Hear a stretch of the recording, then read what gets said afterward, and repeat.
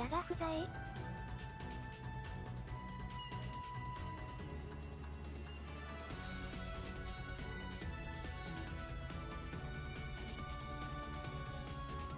和骨、プロンズ。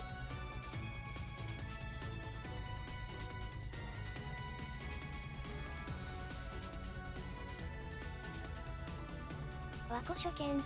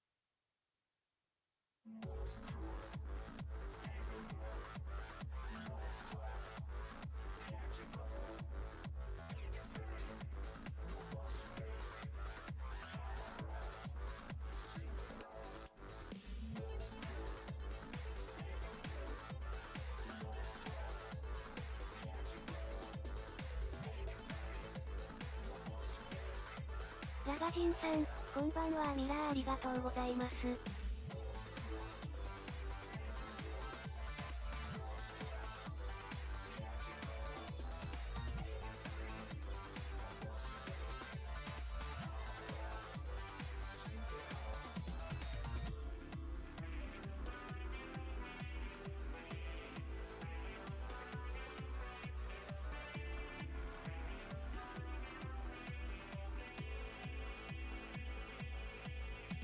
鉄拳何時からですか？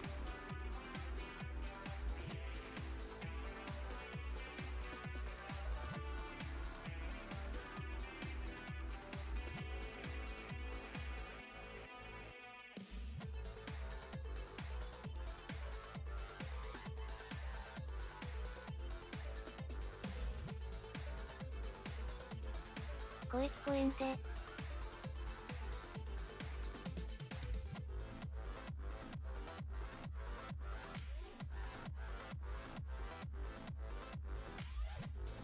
マイクオフ？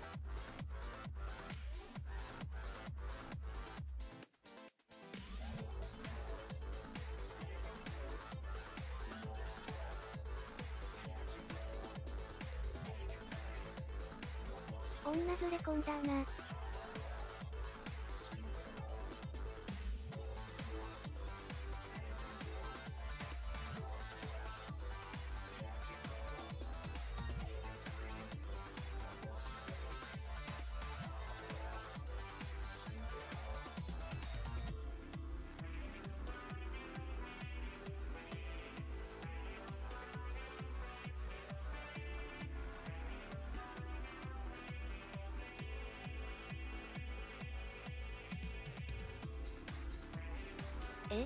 ラガジンさんって彼女おるん？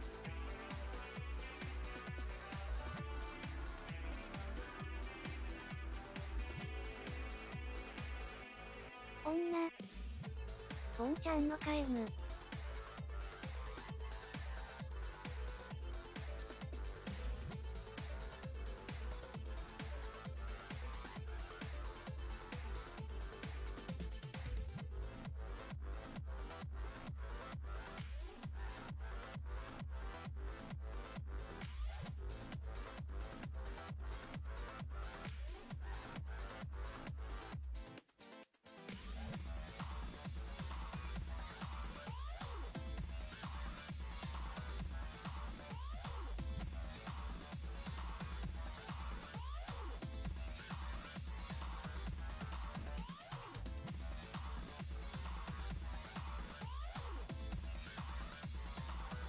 ラガちゃん2歳年上の彼女いるって言ってたよ。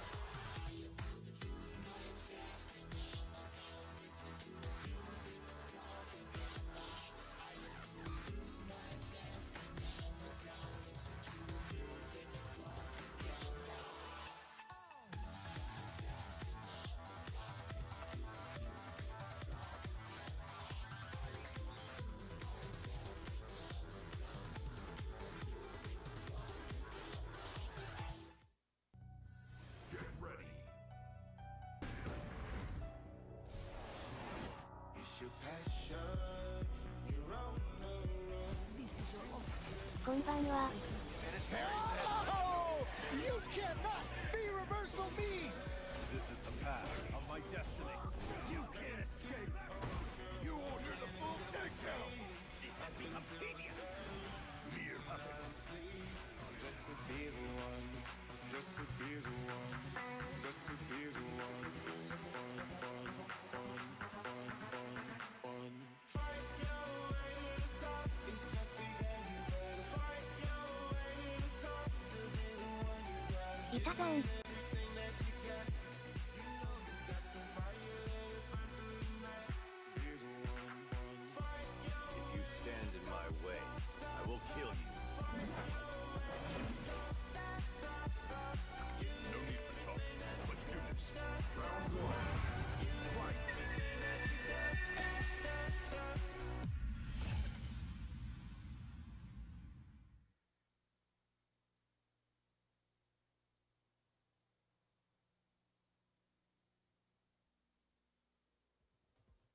Time Hero, how's it going, man? Hey, good morning. 8 o'clock, huh? Yeah, certainly. Ready to play Street Fighter.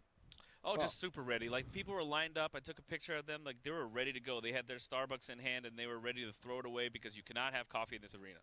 Certainly not. And we are still in the pools phase of EVO for Street Fighter. We had pools all the way from 8 a.m. till 10 p.m. yesterday. But with 2,500 entrants, we still have a few more to go before going into the round 2 of pools. Yeah, absolutely. And I think that for people who have been waiting to do this, it's really good because you have the 3-and-out rule, so you have a lot of chances for people to get to winners finals. They lose, and they still get to qualify for the second day. That's something that you can definitely post on Twitter, and everyone is supporting these people. Believe it or not, 2,500 people, the people behind them, so many, numerous. Yeah, certainly. And, I mean, it's a good thing there's 3 out because a lot of these pools have 3 or more very, very strong players. We're at a point in Street Fighter V where a lot of the guys who were decent before are very good now, and the guys who were good are great, and so on and so forth. So EVO is stacked despite the entrant numbers staying, pretty consistent. Yeah, a really good example that... Okay, looks like we're going to get right into our next match. And speaking of good players, we have Crackfiend up, well known in Season 1 at least for his Chun-Li. And he's continued to play at least some since then, going up against Ali, who I'm a little less familiar with. Yeah, Crackfiend seriously, basically secretly, right? He plays with the PH team. He plays a lot online. And you see him now playing Cody. He really likes the character, not just for its strengths, but also for the memes. I think he just really likes doing things. Perhaps to get more people's important mind. than strengths. Very much. And Cody obviously very new to the game, right? So a lot of people have a lack of matchup experience versus him. Notably, he does have a 3-frame invincible anti-air in his V skill, and it makes it very hard to jump at him. Yeah, and I argue that it's a good match against Cammy because you can just V skill and then, you'll be able to anti-air her. You don't have to worry about the ranges and everything. Man, look at this. Just great offense from the beginning. Crackfiend putting his will on the screen. And Cody really works out to be a pretty basic character. With his zoning game, there's the V skill we mentioned earlier, and this EX Zonk is plus and cancels into the V trigger. One of considered very strong. Yeah, wow, he catches him like that, and now Cammy just doing Cammy things, trying to get away, but unfortunately, I don't know if she's gonna be able to look for her opening. And getting the rock up there, fakes the throw. He can throw that at a bunch of different angles, or he can just drop it. Yeah, and this is a real big test for players, right? You come to pools, it's like, did you do your Cody homework? Are you ready? Nice attempt at the jump back air normal. Would have beaten a regular air normal and whipped safely versus the dive kick. And there you go. That down medium kick looking like, oh, this is going to be a minus move. Late cancels into the pipe for a frame trap. Nice stuff from Crackfiend. Yeah, it's really stable, right? Like he's been working on this Cody play for a while, and I think that Cody has the buttons to handle it as long as he can keep Cammy out. Yes, certainly. And as you saw, his V-trigger almost works a little bit like a shorter Nakali one, where it totally changes up the way he plays, giving him a ton of new moves and options. Nice, still on the action. Now he can take... Oh, I like the V reversal there from Ali. Takes a ton of gray life because of the V skill done earlier. Yeah, and you can really see it in these players, right? In neutral, they're trying to work on how to fight each other. It just seems Crackfiend's winning almost every exchange. Never mind, here comes Cammy. Decides he's not going to get the second V trigger, so he wants to save the second part of his first one. That's going to be game 1, though, for Crackfiend. Yeah, just really solid, right? Like, it wasn't all about the memes. It was very much footsies, right? There was a lot of down medium kicks in the pipe. It was very much like staying away. Ali is going to have to do a little bit more in neutral, maybe get some down medium kicks in there and try to whiff punish because it just wasn't there. Stand medium kick might be good too. Yeah, certainly. I agree he's going to have to go to the ground. His air approaches have been completely shut down by Crackfiend's use of V skill. Yeah, both of those jumps were just stopped. And we're seeing him try that, but already getting caught out by Crackfiend's down medium punch. It's almost like he's a step ahead. Oh, and a very nice catch on the V skill, but that dropped combo is going to give Ali an opportunity. Very nice V skill again on the neutral jump. Beautiful from Crackfiend. Yeah, and I honestly think that was a bit too... Oh my god. Nice anti-air. Here's the thing, right? A lot of characters have to do a long motion, a dragon punch to get a DP. Cody's only pressing 2 buttons, so it's going to be much easier for him to anti-air than other characters. And you have to be aware of that in your offense. Yeah, way easier, because a lot of characters have to look for, do I have a button I can press? And then in this case, yeah, you have 2 buttons, and it's easy. All right, just poking him out. Very nice V-skill again on the long-range neutral jump, and the command grab. This is going to lead to a perfect setup. Wow. Yeah, that command grab does 220, and he's just holding him in the corner. Ooh. Yeah, 220 plus a all-tech covering setup for sure. Oh, and another one of those. Ali's catching that every time. He sees the down medium kick, and he wants to mash so badly. Yeah, it's like matchup unfamiliarity because, you know, after playing this character and playing against people that play this character, it's a common strategy. It's so strong. Yeah, I mean, 90% of the cast can't really frame trap you after a down medium kick. So That's it's right. definitely somewhat Cody matchup specific. There's a couple others, of course, but not many. And not in the same way, right? No Right. way. Yeah, so honestly, it looks like Crackfin has made Ali play his game. He's forced on to do footsies with him, and he's like kind of losing. But here he is. Let's see if his pressure's good. Another neutral jump after Spiral. I don't know what he's looking for, but I think his opponents may be used to teching all the time. Yeah, I can definitely see that. Okay, and a nice buffer into the V-trigger too. Tries to get cheeky and dash up for a reset. Nothing coming, but this V-trigger lasts, I mean, almost forever if you're not using the moves. Yeah. I mean, the utility of the pipe alone, right? You have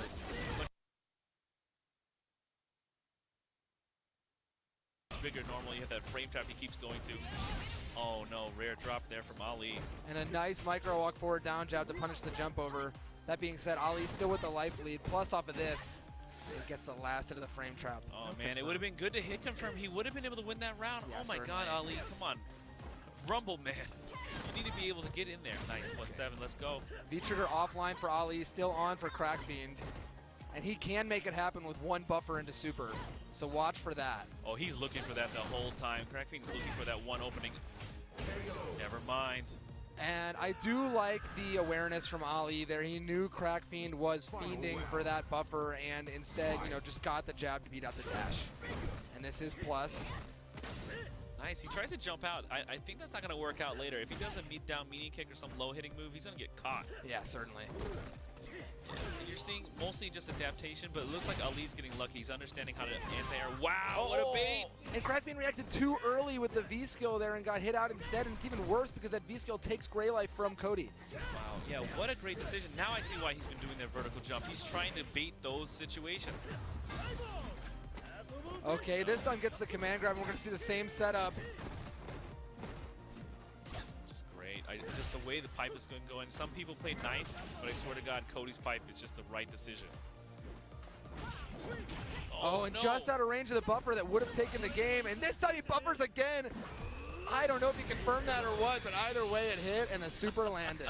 And that was the third time we saw down medium kick into pipe frame trap Ali, and I mean, with the super coming afterwards, you just can't afford taking that damage. You can't, and it's like, you know, maybe if you are gonna mash during that, maybe you have to mash super, right? Like just or just mash for your life. Something, right? Yeah.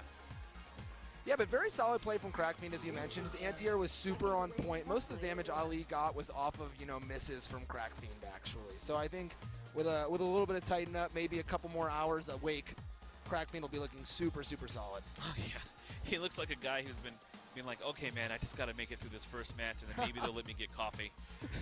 Yeah, certainly, but he did indeed do that. And next up, we have sitting down. It's going to be Raidu versus Dash X Rendar.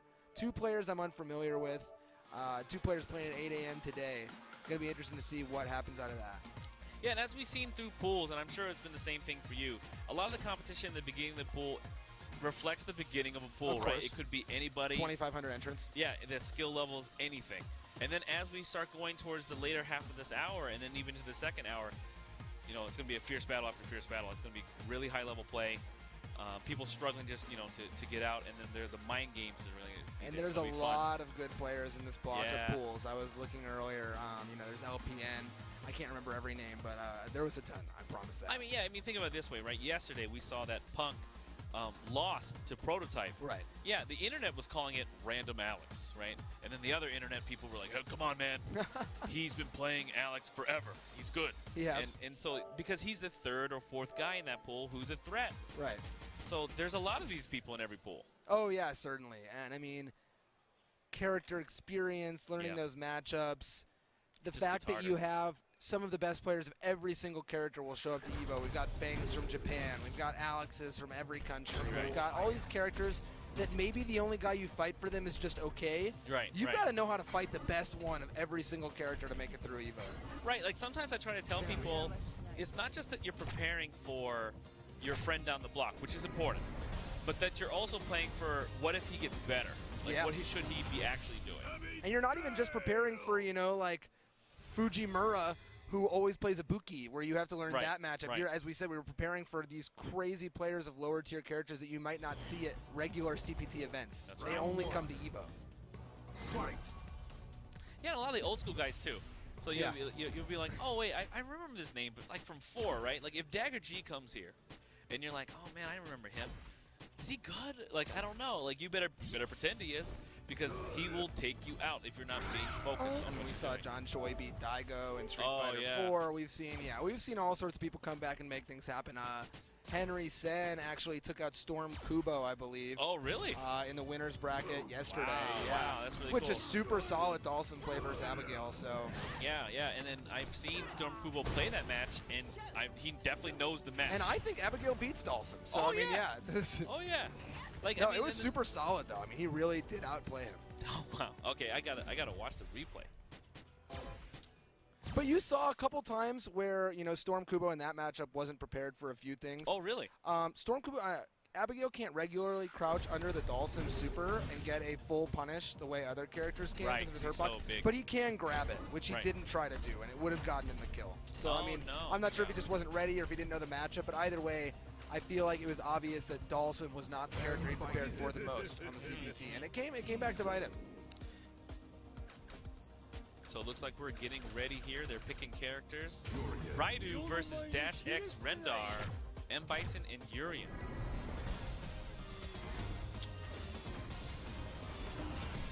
It's an interesting matchup. I think Urien's fireball game becomes a lot less consequential versus Bison, who can obviously absorb fireballs with a V skill and has plenty of anti-fireball options outside of that. But his poke range is pretty good and can test Bison pretty well. Yeah, but you know, going the other way, I think that Bison is able to Yeah. be able to like really pressure Urien a lot more because he doesn't have a 3-frame normal. Yeah. So that might be good, but we'll see how they want to play neutral. Let's get in this. Okay, like a lot of jumping early on. It seems like they're just trying to connect and play their game. Yeah, in early part of pools, you see some of this, right? There's some people, you know, playing their game and not really focusing on the what the opponent's trying to accomplish. Certainly. And we saw the Nice. V skill there does give Bison a 2-hit fireball, which even stops the charged up fireballs from Urien later on. Okay, this Urien, yeah, he knows how to pressure. He's got him in the corner. That meaty setup does work if they wake up regularly, and it's still safe if they wake up. Nice stuff from Rendar. Yeah, it looks like Rendar just really was trying to find a hit, get to where he was going, get a groove, and then just pressure him. So it's up to Raidu to respond. Let's see how he does this now. A nice trade anti-air combo there from Rendar. That does afford him the tackle. One of the better trade combos in the game on anti-air for sure. One of the few that actually work at all. Yeah, you can totally tell, like, you know, you're seeing Raidu, he's interrupting the rhythm of Rendar, and he immediately goes to that EX headbutt. It happened last round, might happen again here, and that might be the secret, right? If he just figures out how can I Big get punish. it. Oh, I really appreciate when people max aim and punish that flame, so good stuff to Rendar. And a nice, he crouched under that, definitely on purpose, crouched under the last part of that air normal and got the back throw. Nice stuff. yeah, Rendar really showing he knows this matchup. Because a lot of people will press their air normals very early versus Urien to abuse his height. And what that lends itself to is actually getting low profiled by a single crouch. Yeah. So it's scary, right? Because obviously if you're crouching, you're susceptible to a jump in. But if they've timed it early to, you know, get an early hit on your height, it actually works out perfectly, as we saw there. Yeah, absolutely. Like, and plus, like, Urien just in general, great anti-air game. Look at this. He gets so much from a down anti-air. Like, it's just so good for him. Yeah, So you he don't has really a want to ton jump of away. anti-airs in his suite. He's got down fear, stand heavy kick, the EX headbutt, the regular headbutt even. Yeah, even the regular headbutt can stop you, and if he's armored, he can pretty much just do anything he wants. Oh, and the meaty overhead hits through the forward dash. No punish on the miss-space tackle. Dash Rendar having him in the corner already. And that V-reversal whiff's not good news for Raidu. Yeah, for Raidu, you can really feel the unfamiliarity with this Urien matchup. Super nice counter hit confirm on the forward medium punch, and Bro's going to take it. Rendar just enforcing his will.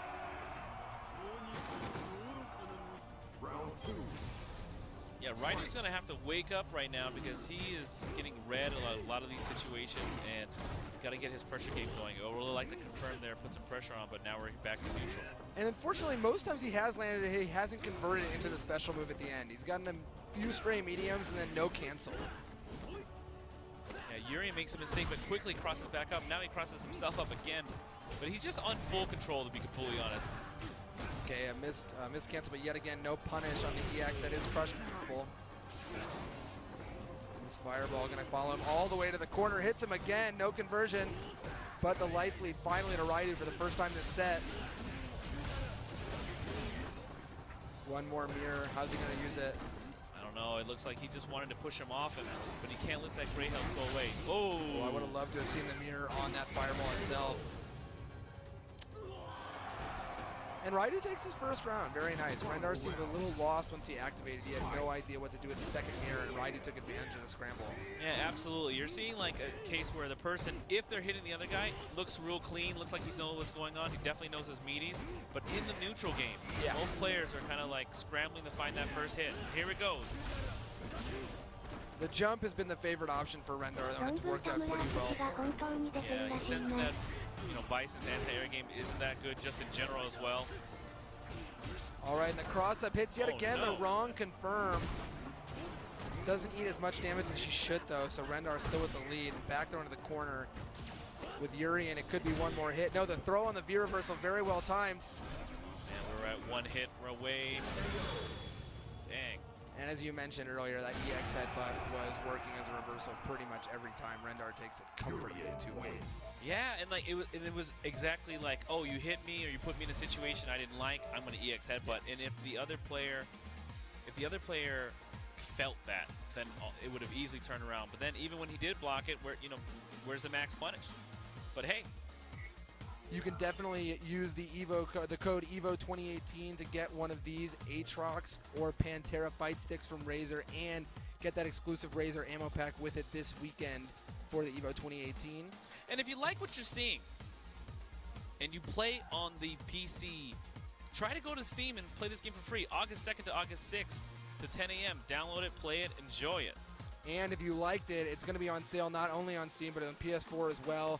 You can get the entire Season 1 and 2 or 1, 2, and 3 different packs for 40% off, as well as costumes, CPT packs on various sales as well.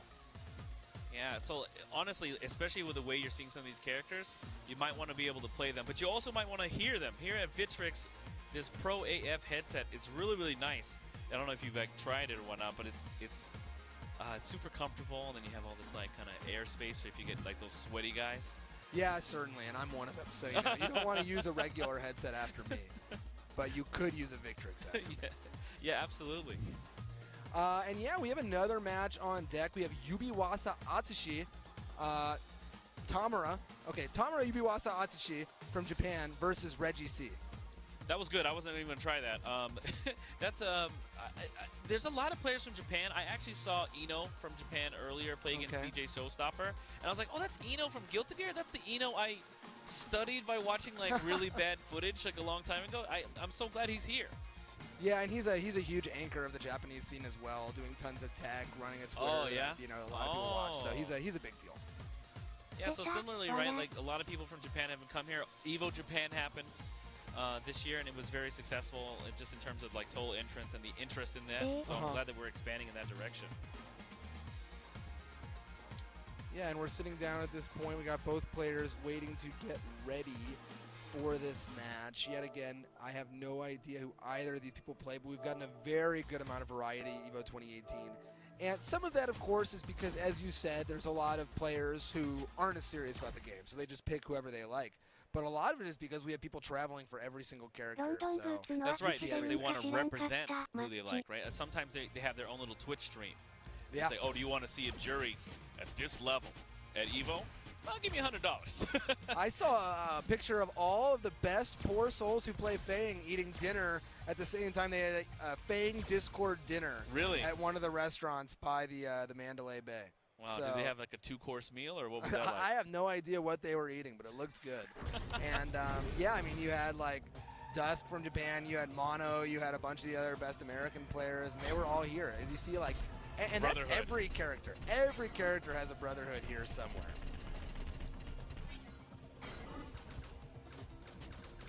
Speaking of which, some of my Balrog brothers have made it out of pools. I found out that Brian F. had made it out. You know, real happy for that. It's one of those things you pray for. Yeah. Yeah. You know, post-nerfs. Oh, the Guile mirror. Oh my it's actually extremely rare that you see this, despite Guile being a high-tier character. For some reason, the top Guiles rarely meet up, and if they do, I think Do usually picks a different character. So... Because they probably just don't like it. I mean, yeah, it's a lot of booms. It's a very strange matchup. You have to play it in an entirely different pace and strategy from other matchups. Usually, you are setting the pace as Guile. You're throwing Sonic Booms, you're forcing them to play around that. But for every Sonic Boom Guile has, the other Guile has a Sonic Boom. So it's much more difficult to play that game. And it's going to sound a little basic, but I'll tell you this. In the Guile mirror, Brass would like to say, like, Guile player in my scene, once you have the meter lead and the life lead, you pretty much win the game. Yeah. There's nothing nothing the opponent can do. So let's see if they try to do that, or they might just go at each other. Guile has no anti-fireball tools outside of the basics and his own fireball, so there's no offensive way to blow through. Exactly, and then they're doing a doubles. It's a slug fight here in the corner. I'm really liking Reggie C's strings there. We saw the EX boom into the knee in the corner for the reset, stops his wake-up options. Oh, wow, trying to go for a meaty there, just mashing light kick. Like I said, look at that meter, but if Tamura is able to get out of this, he should be able to push away because he has all this meter. And in a lot of ways, as we saw that round, I think that the Guile mirror is even more favored to the advantage player than in the past because you have the V-skill. Once you knock them down, you can set up a 2-hit fireball. And now they can't match that with their 1-hit fireball. So you just keep that advantage for the whole round until they finally blow through one. Right, especially if they're building meter at the same rate, like, they pretty much can't do anything. And super nice combo there from Reggie C. Build the charge despite doing the walk forward stand medium punch. He's really on point with his execution. Wow, and it doesn't seem like Tamura is used to people just pressing sweep in block strings because he was going for it. Reggie was going for it over and over, and look at him just completely excitedly surprised about this. Like, yeah, let's go, man. I'm super impressed by Reggie. Really good strings in the corner. I love the meaty Sonic Boom. It actually lets you catch more timings than trying to meaty with a normal. And it's plus on block, and it's an easy conversion on hit. Super smart stuff. Yeah, Reggie's plan is definitely, hey, I don't want to play the boom game, but I'm going to play the pressure game. So I'm going to be in there, I'm going to push it on the corner, I'm going to take some risks. And if you can't handle these, I'm just going to take that round from you. Well, one of the secrets of Guile in this game is he actually has a great jump arc, and Reggie has jumped a lot of Tamura's booms and made a lot of headway off of them. Oh, and those max range knees have just been hell for Tamura. Oh man, I just don't see a way out of this for Tamura, but he's gonna have to persevere. Has been that perfect boom range in the corner. Tamura using V-Trigger 1, just trying to get out, already offline. Yeah, and see, even when he activated to put some pressure off of him, those breaks weren't really giving him much space at all. They're so slow. They are, and Reggie just stood his ground on it, which I really like. He didn't try to jump back or over them. He just blocked off 4. He realized that eating one Guile mix at that high of a life lead isn't a big deal. Yeah, and you can see that Reggie feels really confident. He's just walking forward, doing what he can. Like, yeah, right there. He didn't even expect him to do And anything. another wake-up sweep. Takes him in a sweep back. Fighting fire with fire. V-skills. Now, Reggie keeps dashing after V-skill and getting caught by a fireball from Tamura, so he might have to change that up a little bit. Yeah, but he might not have to change it up much. He's going to have the corner, and this is where Tamura has struggled. Certainly. And that is plus right there. Oh, no, yeah. Tamura recognizes that, gets out of the corner, back to mid-screen, activates Raw, just trying to get him away. Play this range game, but it's not working. The sweep lands. And he didn't even cancel that the V-Trigger. He must have known it was going to hit. No dash in his face, nothing happens. This should be the kill. And Reggie C takes it 2-0. Wow, so that is a pretty clear version of sportsmanship, right? You couldn't get better. You're playing a mirror. It's completely fair. And you lose, and you're just still having fun. Yeah, certainly. Tamura showed that he had, a basic understanding of Guile, but his execution and knowledge of the deeper workings of the character were just clearly not on the level of Reggie. who those who was knees in the doing corner. everything. He was doing everything. I really like that actually. He would do the full corner string, you know, normal boom, and then instead of trying to finish it off with a sweep, he'd actually reset back into the knee, which gives him the plus frames instead of the ambiguous knockdown. So I like that strategy. Yeah, and it was definitely working, and he was definitely applying. If it keeps working, don't really change it. So yeah. There's no reason. Don't get all 7 levels on that. He just kept going. If to win Evo, staying in winners, you have to win like 10 or 11 matches straight. Right. In losers, you double that starting on when you lose. So don't use more brain power than you need to. No. I guess that's the lesson that I'm trying to embed on everyone. No, I get it. Like if they can't take a grab, just keep throwing grabbing. them. No, you don't use more than you need to at all. Yeah. Save that for practicing for Evo, not for actually playing there. So what we're gonna see soon is we're gonna have LPN versus Guad, and LPN is definitely one of those players who's going to do something until it breaks you. Yeah. Oh yeah. It's almost maddening, especially if you're competent at the game. It's actually more upsetting. Yeah. Because he puts a thought in your mind and it just stays there. Same thing when he plays DBZ, he plays Broly, and it's just one way.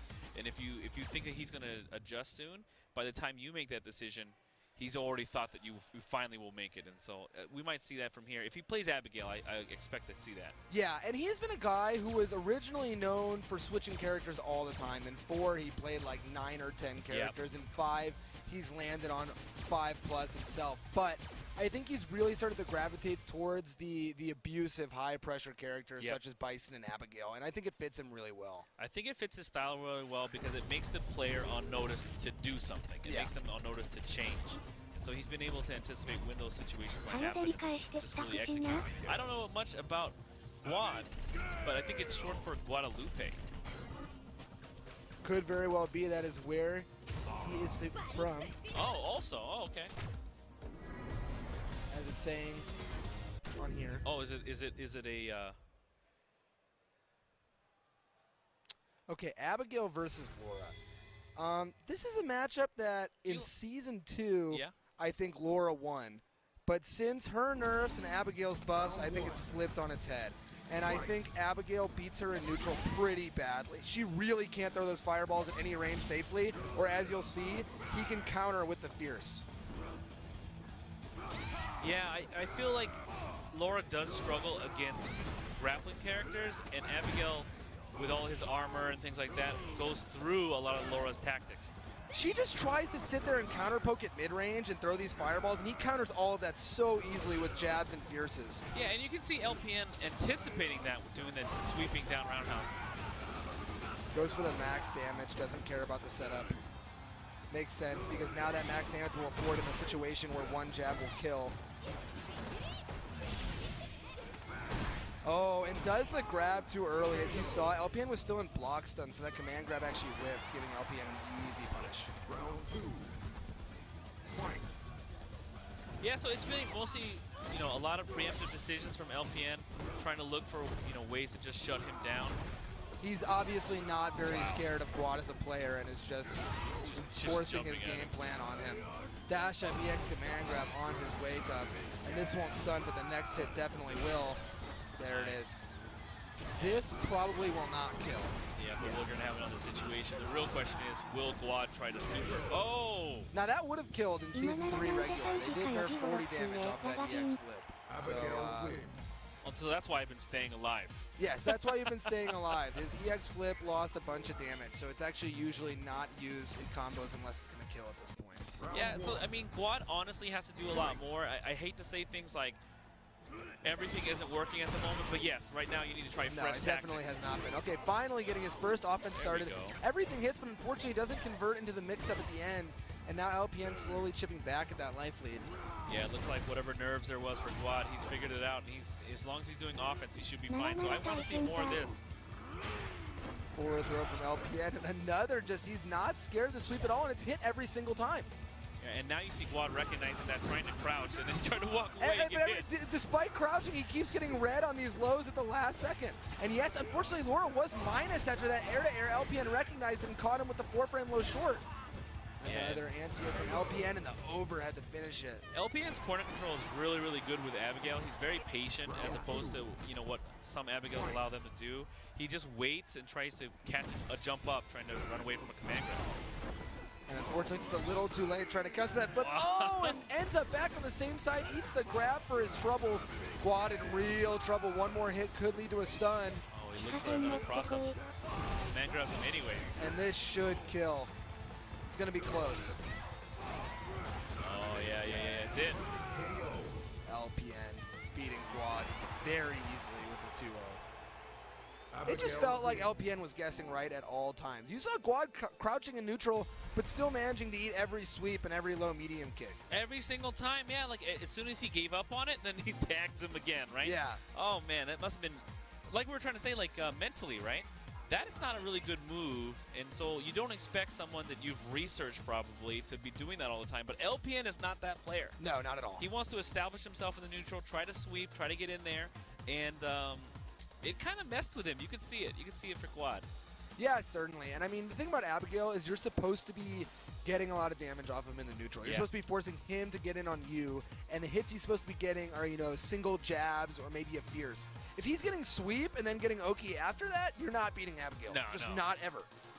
So, yeah, I mean, this will not be the last you're going to see of LPN. I expect to see him a lot more. Maybe he'll be able to get out of pools with a lot of these command grabs and Abigail shenanigans. I think that, honestly, even though there was a lot of these shenanigans, the way he was playing was so solid. Like, with such great neutral, such good understanding of the matchup.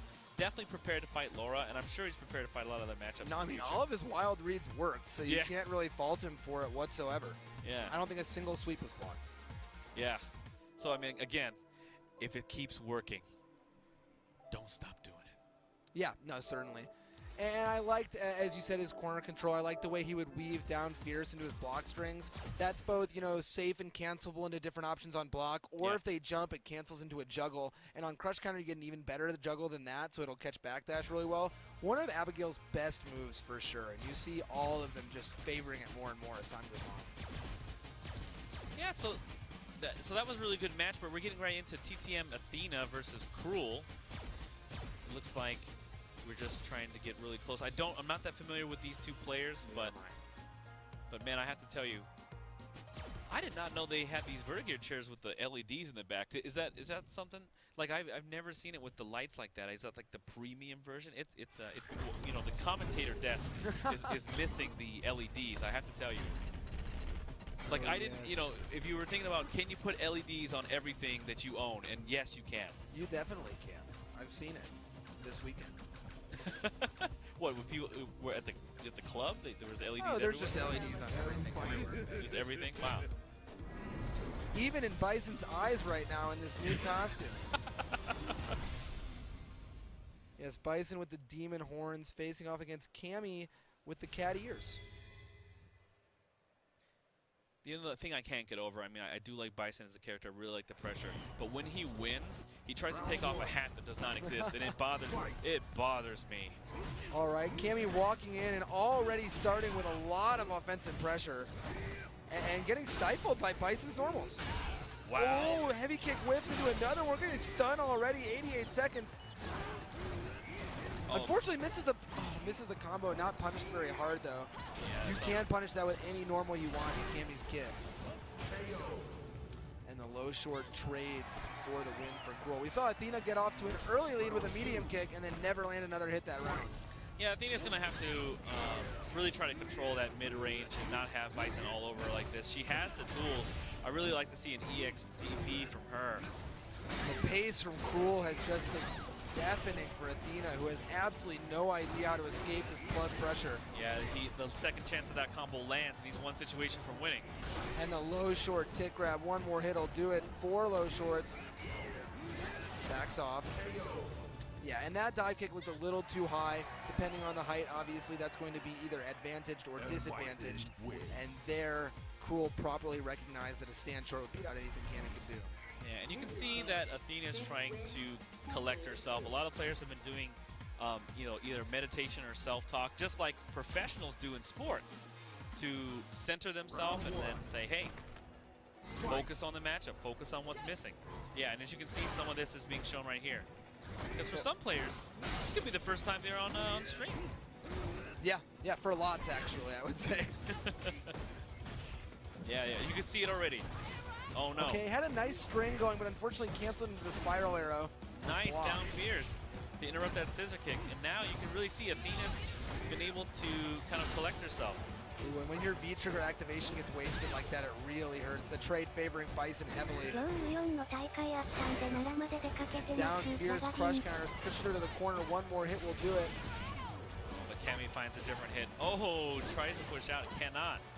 They crawl out of the corner, but Athena getting a lot more damage in than she has the last few rounds. Yeah, and everything's working for Athena. I mean, even though she did lose that round, everything was better. Yes. Ground game was better, confirms were better, anti-airs were there.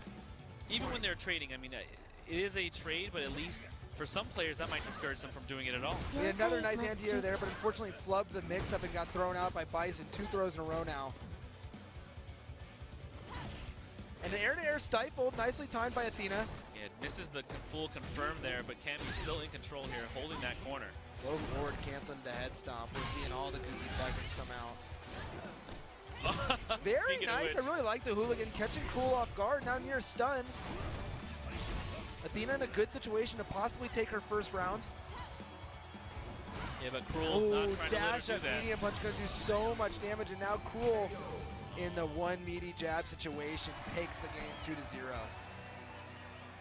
Well, to be completely honest, like, I just like the fact that right there, right, you take that small break between rounds, you look at what you think you can do, and you make those adjustments. I think it's great. Yeah, and you saw a lot of improvement. I think it would get better with more matches. Cruel played at an insane pace, was constantly dashing, constantly jumping, head stomping, never gave Athena any room to breathe.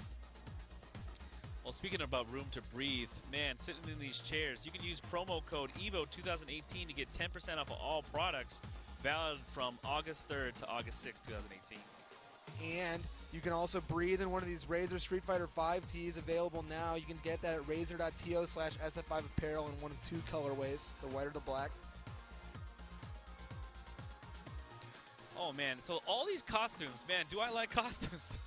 Sakura and Akuma in the Champion's Choice CPT stage and the Premier Pass, like, these prices are really, really good. And if you like it, right, you can play the game for free on Steam, for example, if you're on PC.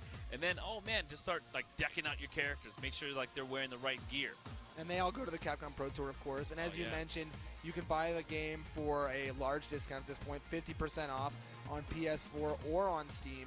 And there's more deals even past that for various versions. And there's also a deal for 25% off on the Street Fighter 30th Anniversary Collection. Yeah, if you're a really big fan of the franchise, I mean, it's been here for like 30 years, and whether or not, you know, you're young or old, revisiting the classics has been pretty fun. Yeah, certainly. And you can also revisit the classics on an Arcade 1-Up cabinet available at arcade1up.com. Yeah, I saw these. Yes, they are here. So they're at the event. So it looks like we're going to go to the... It looks like we're going to go to a short break, but we'll be back with more SF5 pools after that. Yeah, see you in a little bit.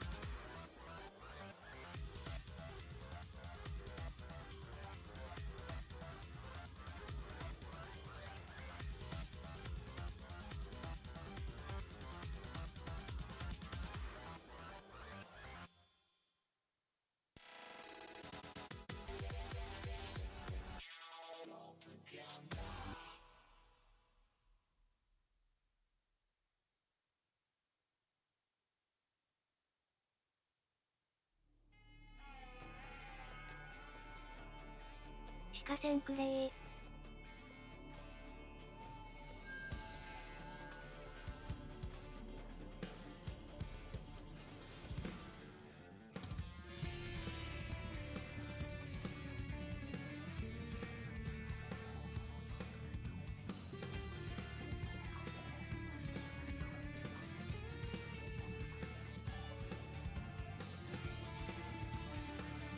どうせ奈良まで行くならラスベガスまで行けばよかったのに。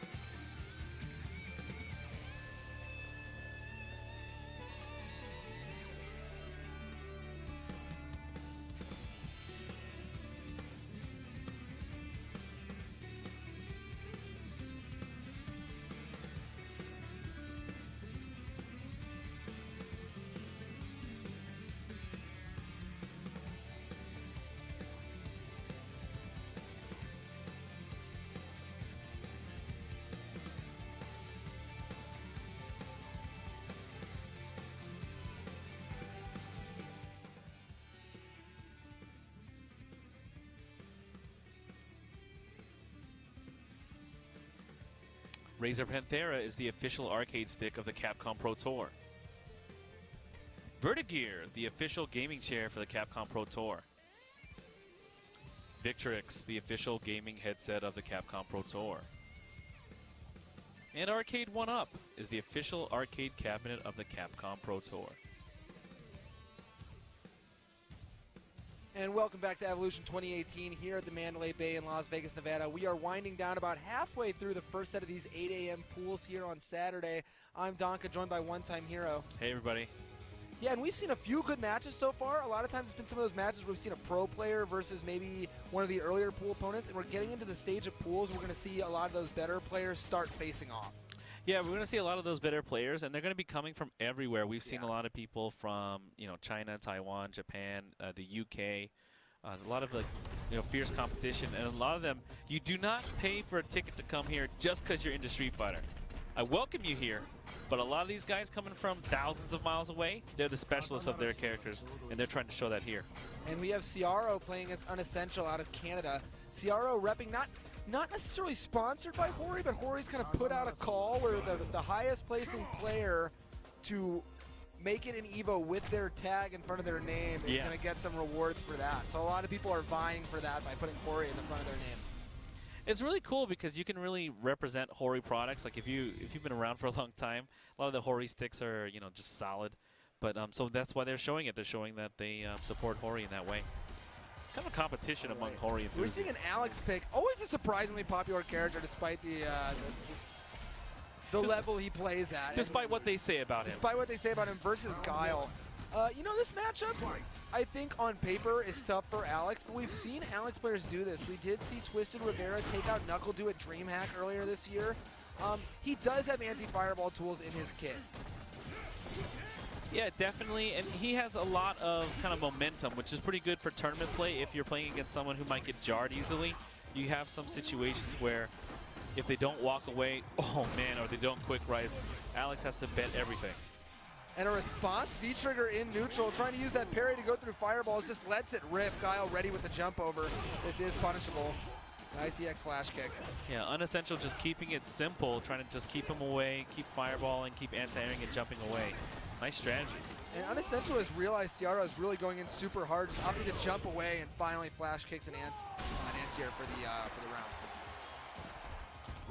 Yeah, and this is where I think that Alex is getting his bad rap because everyone says he has to take a lot of risks. And I think that is true, but there are some really nice counter there. There's really nice solid choices he can make in neutral with a down medium punch and try to get as much mileage as he can from the limited buttons he has. Yeah, against fireballs he has not only his normals to stuff them before they come out, but he has the jumping dive punch, he has slash elbow, he has EX slash elbow, he's got head stomp and the grab. Oh, like all these options come together in tandem to get in versus Guile. He's almost done this entire round with special moves alone. I think he might be able to make it through. Nice. Oh, and a really nice counter on that. That's going to be the round. And Ciaro has been opting to activate that V-Trigger in neutral. And now that might be to get rid of it ASAP so he can try to get a second one later in the round. Or it just could be so he has the parry on high. And I think that's good because it threatens Guile in a different way, right? You're not waiting for a hit confirm to be able to threaten him from full screen with a parry. So I think that's nice. And the EX just a little too slow. The fireballs actually slowed down his forward momentum and allowed Guile to block. Yeah, and those medium punches are landing. He just had like 4 in a row. Yeah, he's trying to get 2 of them. Oh, and a very nice jump back to get past the lariat. Wow. Very nice counter there on the Sonic Boom that came out of the flash kick from Guile's V-Trigger 2. Ciaro now with the corner, but eats the wake-up flash kick. Yeah, and that was one of those situations where you had to say, okay, I got to bait this guy. Yeah.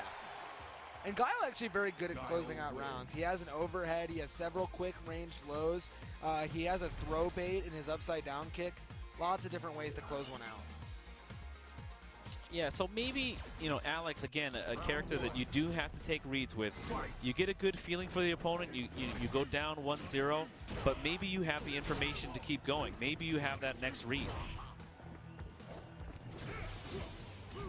Unessential zoning him out, gets caught, tries to anti-air, but the different angle of the dive punch manages to get past him. Nice cross-up, throws him back in the corner. Now it's all Alex's game. He activates early again. Nice. Jumps backwards, baits the flash kick, but because the Sonic Boom came out, made it safe. Yeah, he's been landing a lot of these clotheslines in neutral. And Unessential, the second part of his V-Trigger 2EX flash kick, manages to catch Alex out of the jump. Ciaro with a healthy life advantage, though. Any one head stomp or, you know, EX stun gun headbutt will make it, and it's the head stomp. Yeah, Ciaro just really feeling those situations. And again, really making a lot of headway with almost only specials. He's able to just weave those in, and when the medium punch is necessary, he goes to it. And there's another special move right there. The EX stun gun headbutt taking a ton of damage and stun off of Guile. Sweeping in that max range, trying to catch a normal or a boom throw. Yeah, and Unessential sending out all his booms and using all his meter, and he doesn't have much of a reversal coming up. And a head stomp catches the last part of that down medium kick, and it happens again. Ciaro changing things up to a huge success. Wow, EX slap. Oh, Ciaro on the board, and I guess he really did do that. He took that information from that last game. He made a difference. Oh. We have some coaching going on. I mean, they are wearing the same sleeves. I just noticed that just now. I think he told him he is only doing special moves. Sit down back and flash kick. And Unessential has unwaveringly thrown booms despite some of the counters from Ciaro, so it's going to be interesting to see if he adjusts his timing a bit. Yeah, if you just wait just 1 second, you might be able to catch one of these headbutts or catch one of these attempts. Yeah, a lot of the best Guile matches at this point, you see very few Sonic Booms actually, because they're just waiting and using the fear of it to instill people to jump. Absolutely, and the advice seems to have helped. He seems to make a little bit of adjustments, but no! Ciaro goes in, doesn't complete the combo. And that's really unfortunate. That's what gives Alex the knockdown he needs, but the stun gun headbutt will give him an Oki situation instead. Another one, but this time countered by the EX flash kick that will beat both the stomp or the headbutt. Or sorry, the stomp or the, stun gun headbutt. Making that move not nearly as effective versus the crouching Guile. Air-to-air trade, Sonic Boom zoning going through. Nice. Oh, I would have liked a bigger punish there, Ciaro, but he takes the opportunity to V-skill. If he hits, he's going to counter. Ooh, hard hit. Nice combo in the corner. Sets him up just with some meaty jabs. No anti-air there. Unessential getting a lot of screen space back. Yeah, just out of range of the EX. Yeah, Ciaro desperate to get in, does an EX elbow, but now we're here in the corner. If he can just anti-air Guile. Guile is getting real squirrely. He's just moving around, flash kicking everything he can see. And the stomp hits again overhead. Unessential's reaction just been a little too slow to flash kick that. Full screen activation. I'm not sure that was a punish, but it did land. Oh my god, and no punish again. Yeah, Unessential just trying to commit to this Sonic Boom flash kick life. Ciaro with another headbutt, and that's going to take it. Unessential is going to have to watch for these booms. Obviously, Alex has tons of full screen options to reaction punish, so at that point, you got to look for something else. Right, or at least try to fake it, right? Just do a little bit of a wiggle and see what your opponent does. Then neutral jump, finish him. So, yeah. Oh, man, Ciaro starting off real strong. Gets flash kicks. Gets flash kicked. Yeah, he did it a little too early, man. It was very obvious. Flash kick went through. No combo there. He's going to look for another parry opportunity to come in. Let's see what he chooses. And there's the parry, no punish on the lariat that comes after. And the EX lands. Ciaro tightening up that life lead. Yeah, ooh, and gonna throw him into the corner too. Near stun. Oh! That could be the round. That should be the game. We'll see. Alex with some of the highest damage post-crush counter, and Ciaro takes it. Wow, Ciaro with those reads after going down 1-0 was able to put it together. Yeah, certainly, and just too many booms from Unessential. That's the only real thing you can say. Every single boom by the end was getting him in trouble. Either stomped, either headbutt, either jumped over. You need to just wait a second, and as you mentioned, with a normal, make them have the wrong twitch reaction, and then flash kick it. Yeah, you might say that some of those decisions were unessential. Yeah, like, certainly. Definitely the people that were making differences there were the ones who were saying, okay, small adjustments. And I think that's what Alex did, even though, you know, we're not expecting Alex to be a footsie monster, right? If anything, he just kept doing what was working and slowed down on a couple things that weren't. We also saw some matchup unfamiliarity. Not many punishes coming on the blocked V-triggers from Unessential, which unfortunately is a swing of 200 plus damage. Where instead of getting that, you're giving the Alex player an opportunity to get some himself. And the match we have coming up is going to be incredible. We've got Byong out of Korea versus Pugera from Japan. Byong, one of the top birdie players, and I think like 3rd or 4th online. And Pugera, famous previously for his Street Fighter 4 Ibuki. Now I've seen him play Ibuki and Balrog in Street Fighter 5. Yeah, I saw his recent Balrog pick, and I was like, really? Wow, like people do that on the other side? Because Pugera normally played Balrog before, I thought, too. And then I really, I expect a lot from him because he's just a great potential player. Yeah, so this one is going to be really good. Korea versus Japan, 2 super strong players. I'm excited to see how this one works out. Yeah, so, normally you might not see a lot of these international players play each other from the different countries, especially if they're in Asia. Yeah. But, I mean, 2,500 players, hundreds from different countries, depending on their interest in the game. And so Korea has been really growing as a scene. Oh yeah. So we were seeing not just Infiltration, but also NL. Valoran. Oh, Valoran, yes. A lot of camis. Yeah, I mean, and the thing about their scene is it's so strong in the way they play together. They constantly stream with each other. Those like 5 or 6 players playing together in these kumites. Yep. And they support each other. When you have 6 people playing strong characters in a room, just constantly, they're all going to get better. And that's what's happened. I mean, for how many people they send out to events, their results are as good as any country. Yeah, that ROI, right? I mean, Yeah. if you're sending like 4 or 5 guys and they're going to get top 16, like all of them, it's a big deal.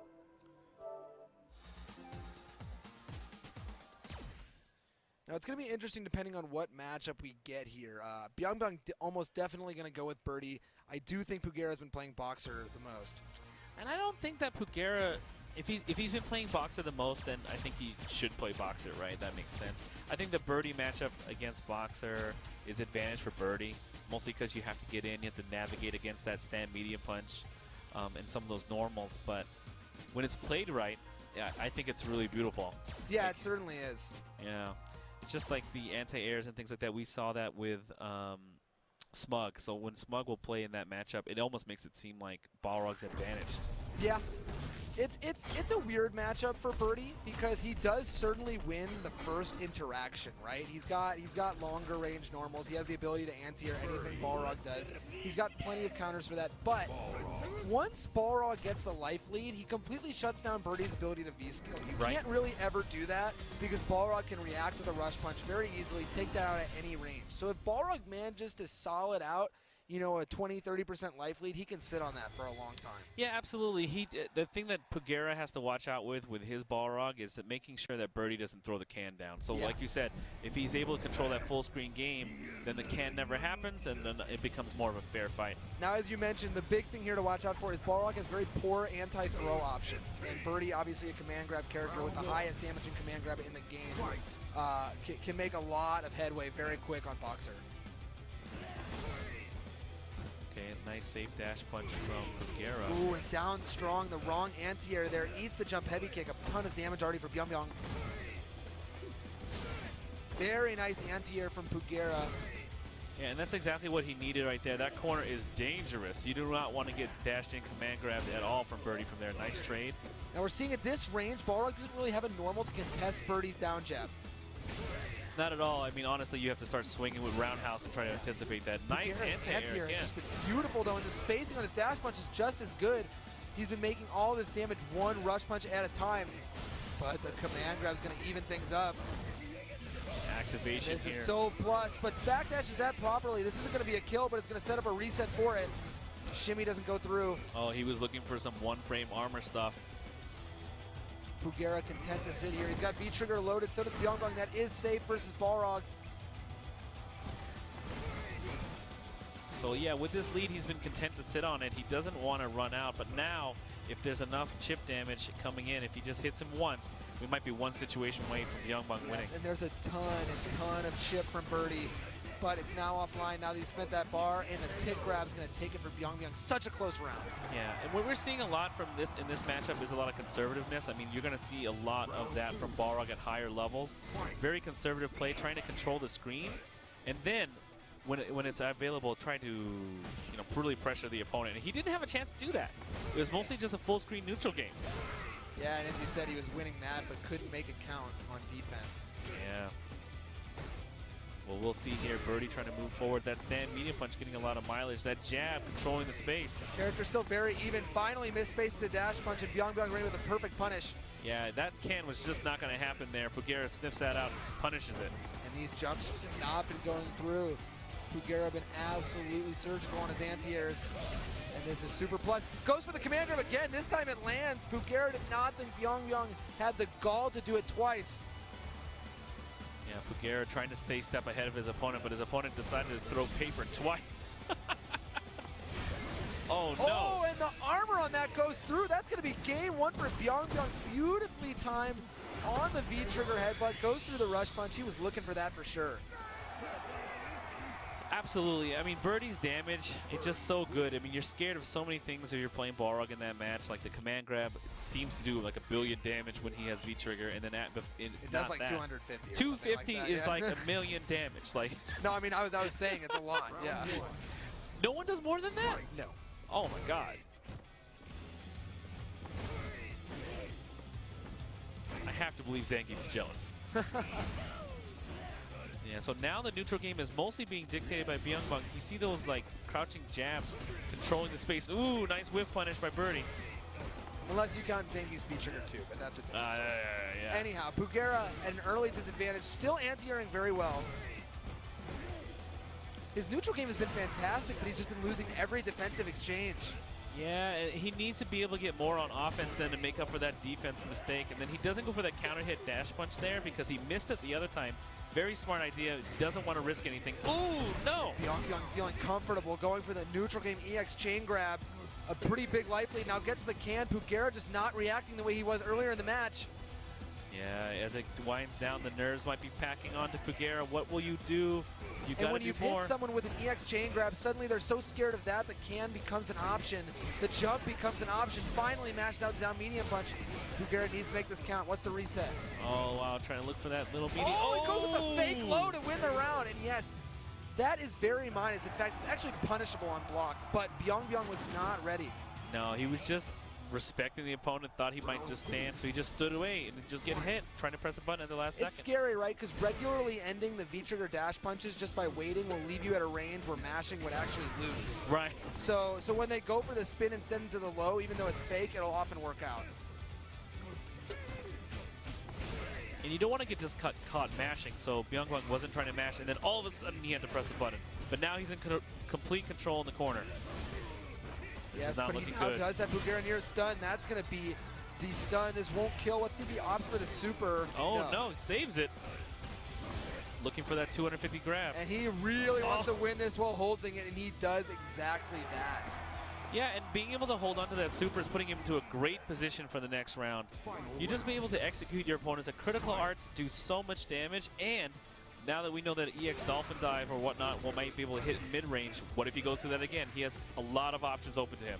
Now in round 3 is when you often see start to see people buffer into super immediately, right? Like if he actually lands a medium into headbutt here, we'll probably see it because that he knows he won't have another round to save it for, basically. Exactly. Now Pugera needs to give him the option to do that though, which he is not. Pugera just absolutely smothering him right now with dash punches and crouching mediums. Oh no. No super cancel here, saving it for another big combo, looking for a whiff punish. Those were giving a lot of mileage in that first game. Let's see how it goes. We're seeing the increased walk speed from Birdie come into play. This is huge in the Balrog matchup. It makes it much harder for Balrog to space dash punches when Birdie is walking at him faster than he expects. And you've seen Pugera stop doing dash punches at all, which has given Byung the opportunity for this corner throw. Oh no, he almost was able to special cancel into it. Oh god, no, the defense. I love the V-trigger activation from Byung. He just started walking into Pugera's face. He knew now the pace of Birdie is going to be different. If I do a dash punch that may have worked before, now he's going to be in range to punish it. And because of that, he stopped dash punching. Byung recognized this, walked all the way into range, threw him 3 times in a row. That's game. Yeah, it seemed like every game where Pugera was doing great, neutral game, anti-air, offense. Defense was really tough for him. Every single situation, it just seemed like Byung was ahead of him and was even shimming like a fraction of a thing. It's beautiful. Certainly.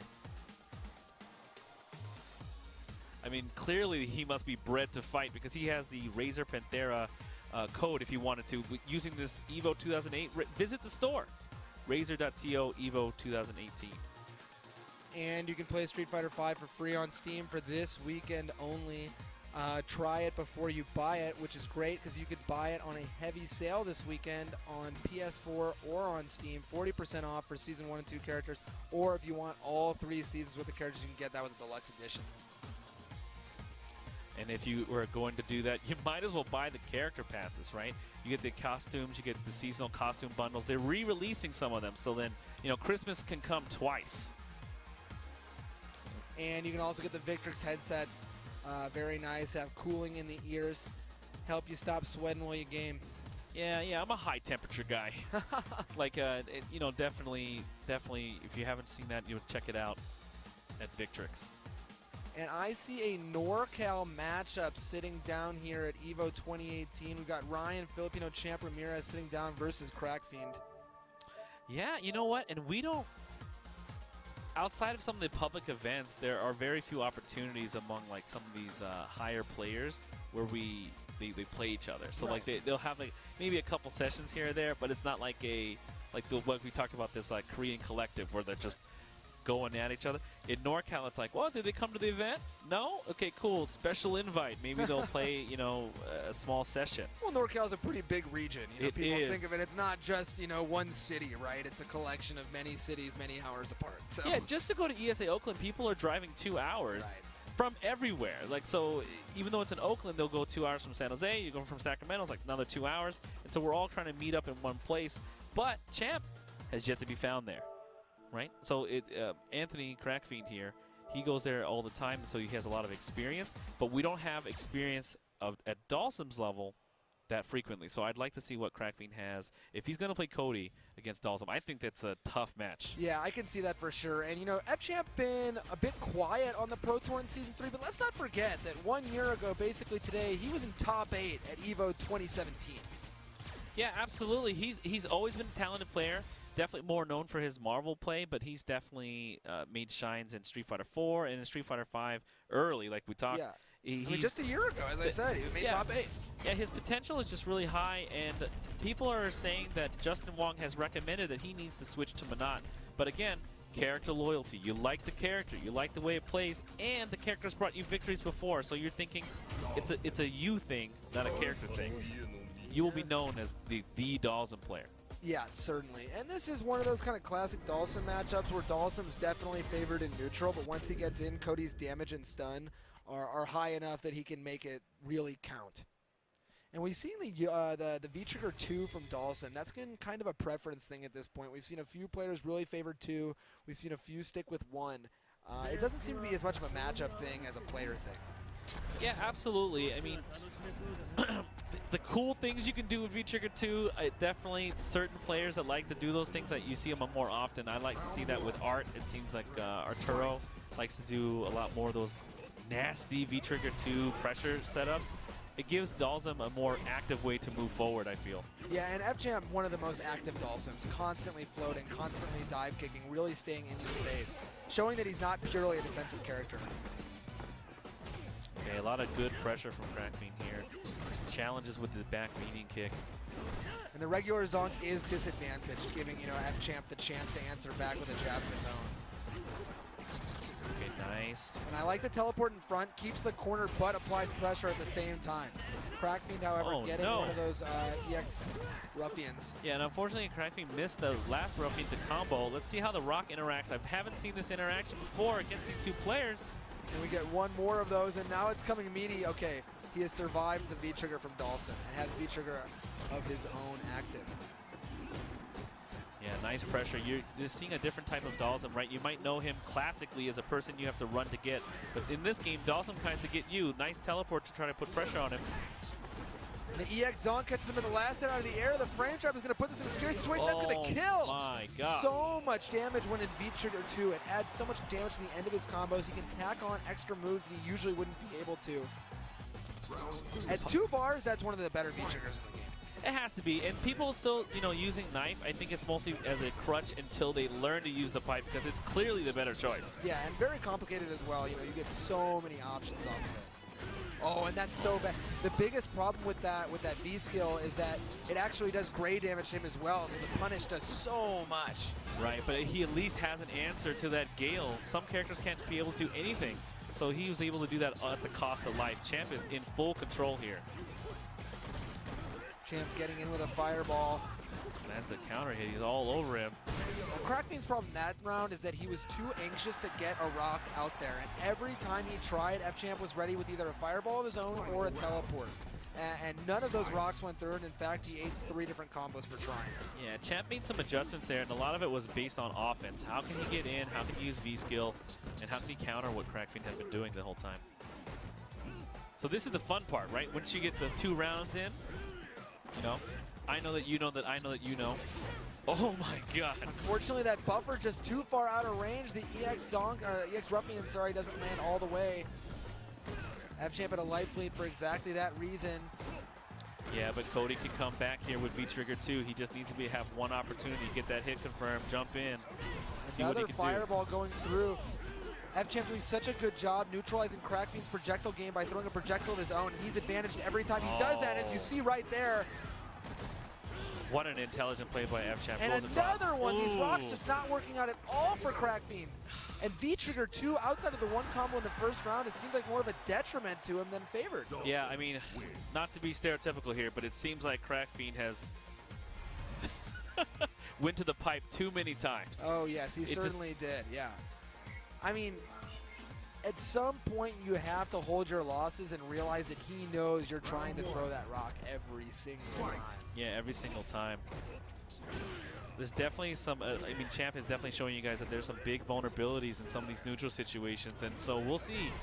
Crackfiend's an intelligent player. I expect him to make these adjustments. He's not going to do the same thing. And I love it because F-Champ's a very intelligent player, and Dawson's a player that capitalizes on reads very well because he has the range to capitalize on what he thinks is going to happen in any situation.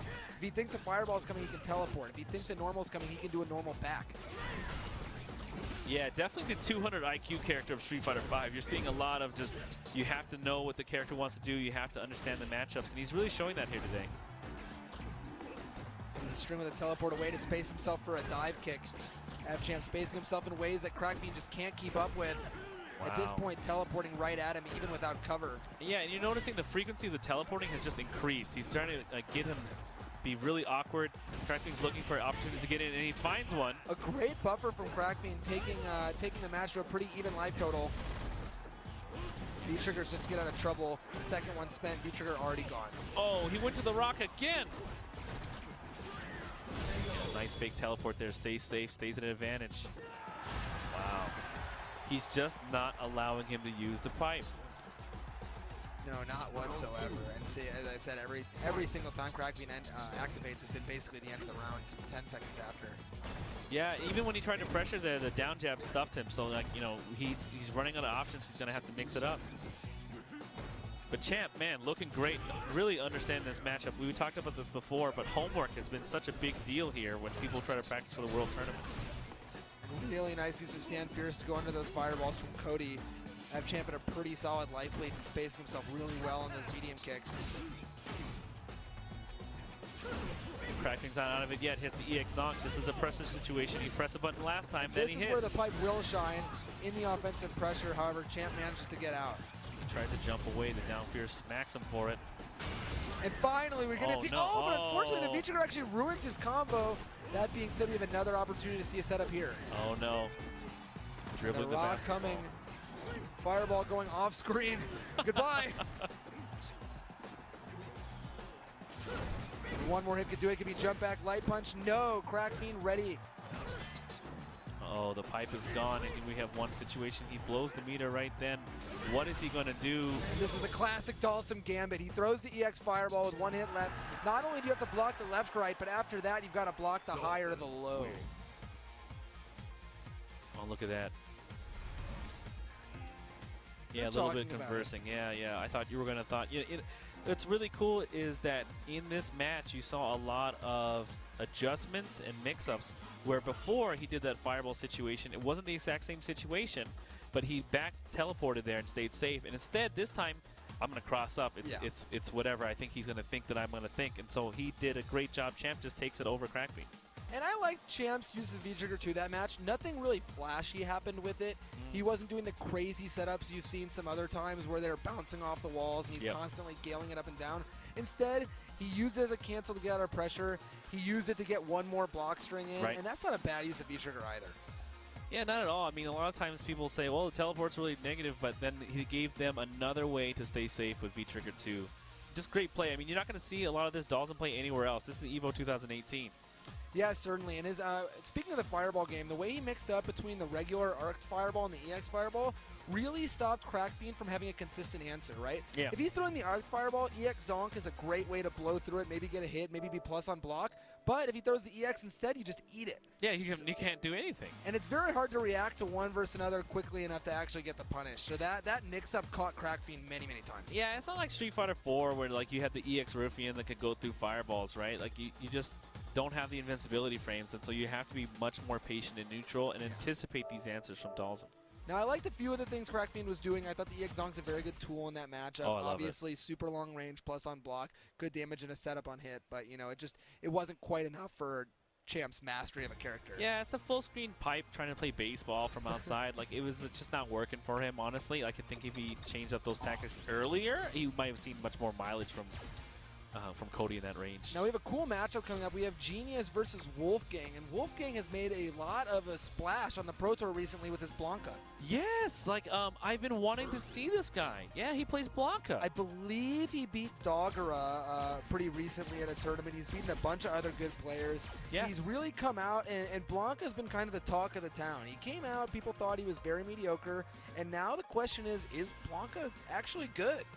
Yeah, a lot of times when a new character comes out, people like us might talk about, well, how does this change the meta, right? Yeah. And so very quickly people are like, well, I mean, it's not going to beat the top 5. Like, it's not going to be that big of a deal. But then we're seeing things like Valle beating down Knuckle-Doo with Blanca earlier. We're seeing that that last-ditch effort to save America that he did on Wednesday with Blanca. Yeah. And then awkward neutral, and I think that's really where Blanca shines, is these rainbow balls that put you at different spaces that puts the other opponent who's used to someone walking back and forth a little off balance, and then you're able to get that. And Blanca has the damage to capitalize on those mistakes. Yeah, Blanca can really loop damage together well. He can do his Fierce, cancel into the V-skill, and kind of go into a scary reset situation without any additional meter needed. Yeah, and he's not free of any dirt either. His V-Trigger 2 is super good. Yeah, that's one of the strongest things about Blanca is his V-Trigger 2 turns every single ball into a mix-up scenario, where usually they would be unsafe on block. And if he's able to hit, he can just go nuts in the air, and you can still get a setup after. So we're expecting a lot from Wolfgang, so let's see what happens. Very nice anti-air jab there. And baits him again with that light ball. He just wants Genius to jump. Yeah, and as you can see there, he's trying to use the rainbow ball to make Birdie make some, you know, risky moves walking forward, pressing buttons when he shouldn't. He's just looking for these opportunities. And I'll admit, I'm not perfectly familiar with Birdie's options to punish the light Blanca ball. It may depend on his meter.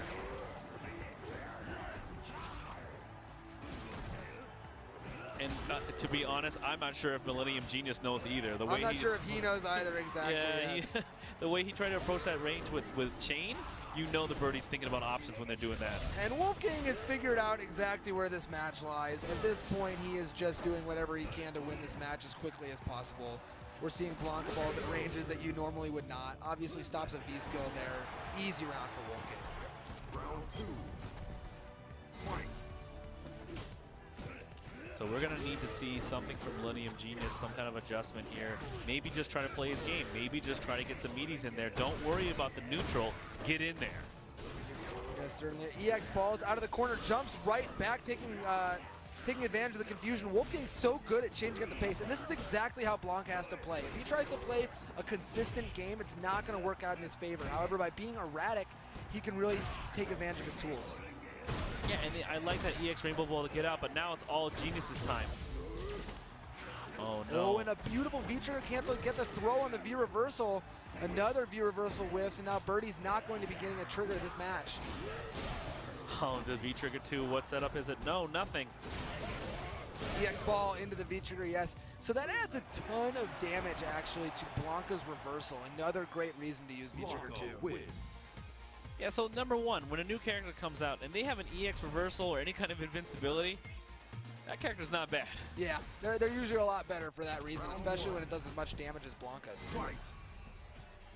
So it seems to be all Wolfgang's game right now. Two crush counter pierces in a row, goes for a third, gets a ball instead. Yeah, and Millennium Genius is already in the corner. This is not where he wants to be. At this point, poking with V-skill punch, Wolfgang rewriting the book. Oh man, he is being so annoying. Like, And I love how he doesn't love stop. It's a constant, hop. It's a constant whiffed rainbow roll. Everything he does makes Genius have to think about what's coming next. Yeah, I like the way this character's designed because he's the way people remember him, not the way that people wanted him to be before. Wow, look at that. And a beautiful setup into the command grab. One more hit will do it. Oh my God. Whiffs the up ball.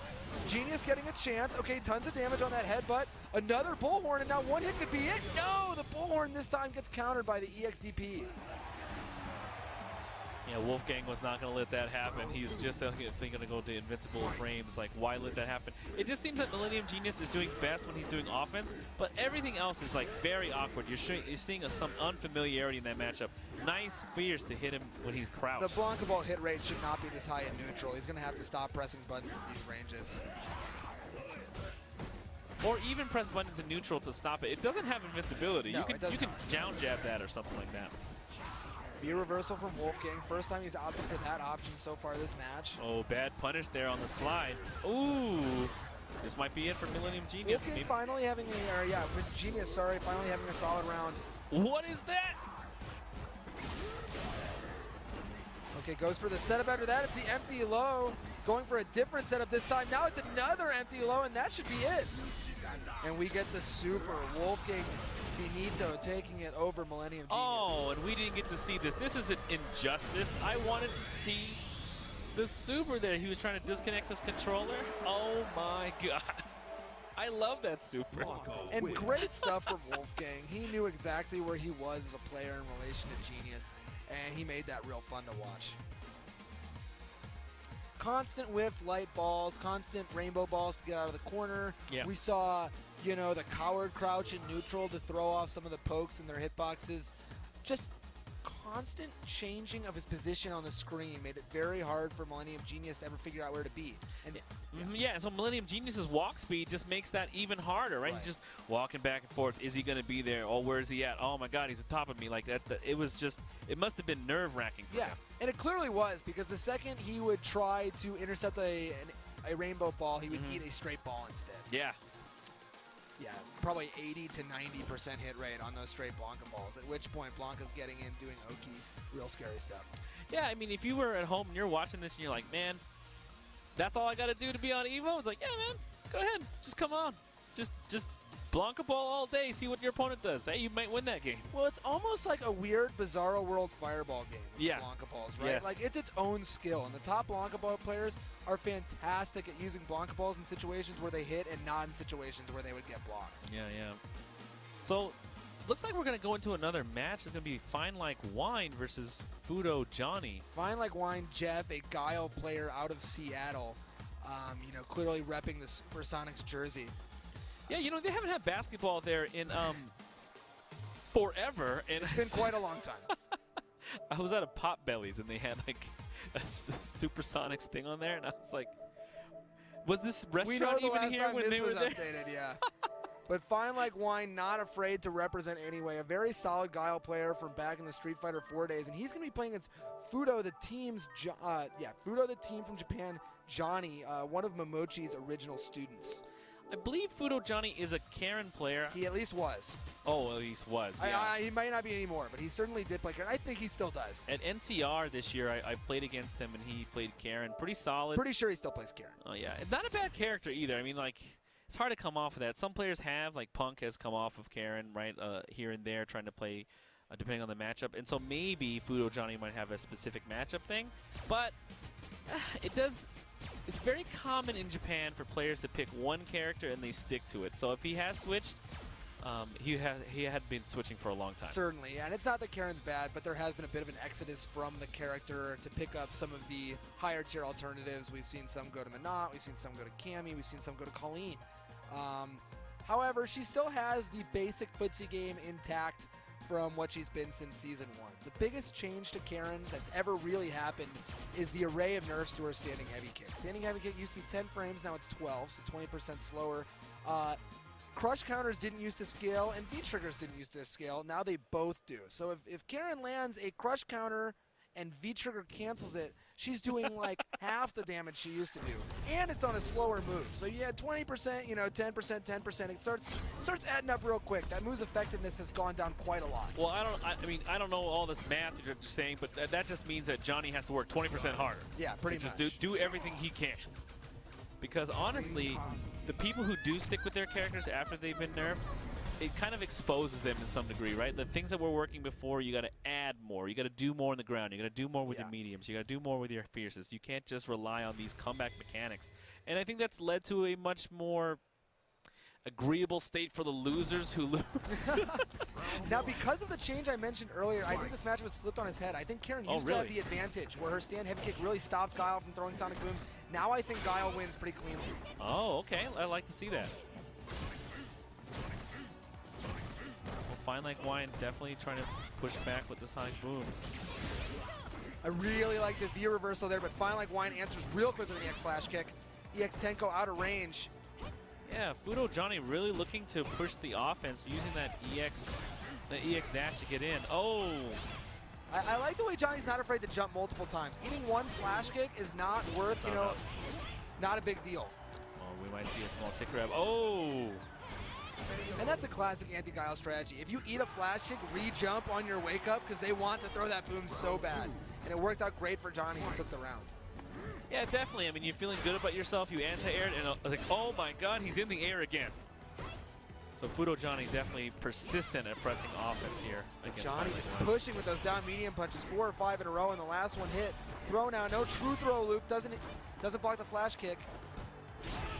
Oh, another flash kick lands against Fudo Johnny. And regular flash kick, not a bad move. God. It is, very, very quick with a great hitbox.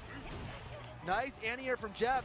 Oh no, and he misses it there. He hit Fierce, but it was the wrong one. He gets countered and dies. Oh no.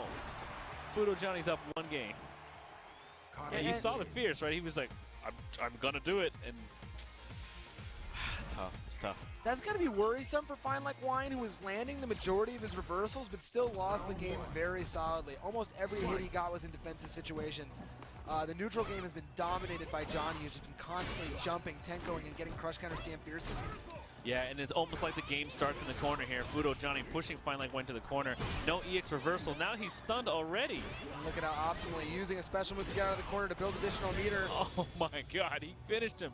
And as we just mentioned, Johnny finally not eating the flash game. This time almost gets a perfect.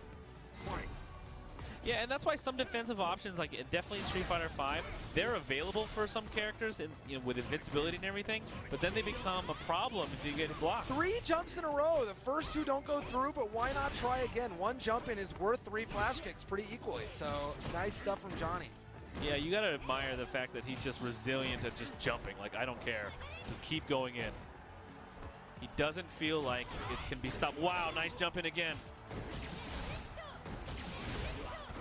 Yeah, I like that V reversal pressure, and it's good. Yeah, it keeps him in the corner, right? Karin, a character that excels in the corner. So if you keep them there with the V reversal, you're going to get those really strong meaty she has. She has so many active frames on her light kick. She has so many active frames on her down medium punch. And her throw gives her a decent situation in the corner, so why not keep him there? I mean, that too, but then also the fact that the pressure game against Fine Like Wine, he was forced to do these flash kicks. Yeah. He was forced to push away. And just like you said, when he didn't have those meter situations, when he didn't have those flash kicks on deck, he just fell apart. Yeah, very dominant stuff from Fudo Johnny, who clearly showed a mastery of that matchup. And coming up, we have another great international matchup. We have Jester Power, who I believe is a Vega main out of Great Britain, versus Kusanagi, who plays Sakura from Mexico.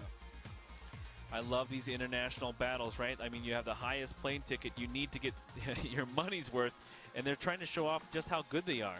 And this is one of those matchups we talked about earlier where it's 2 lesser-seen characters played by high-level players, something that you often wouldn't get to see at a tournament that's not EVO. Of course, with Great Britain and Mexico very, very far apart, Sakura and Vega, characters you don't see all the time, going to be an exciting one.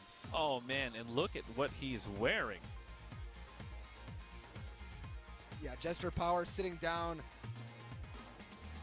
looking like the name itself has influenced his outfit with the Jester mask on. Kusanagi dressed like just a regular human being.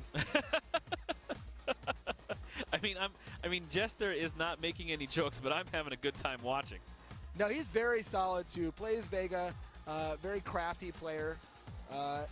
Not unfamiliar with some of Vega's gimmicks, but you have to be.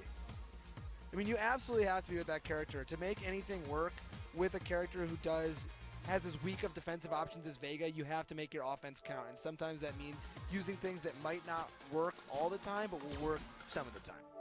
Yeah, I mean, if you're going to use Vega, like, there's just a lot of issues around. I think the character is good, but not great. And so a lot of good players will make them look really good, right? Ooh, I'm trying to remember the player from Asia that plays Vega. Tourniquet? No. And Lizard, same guy? I don't know. Xiaobao? Xiaobao.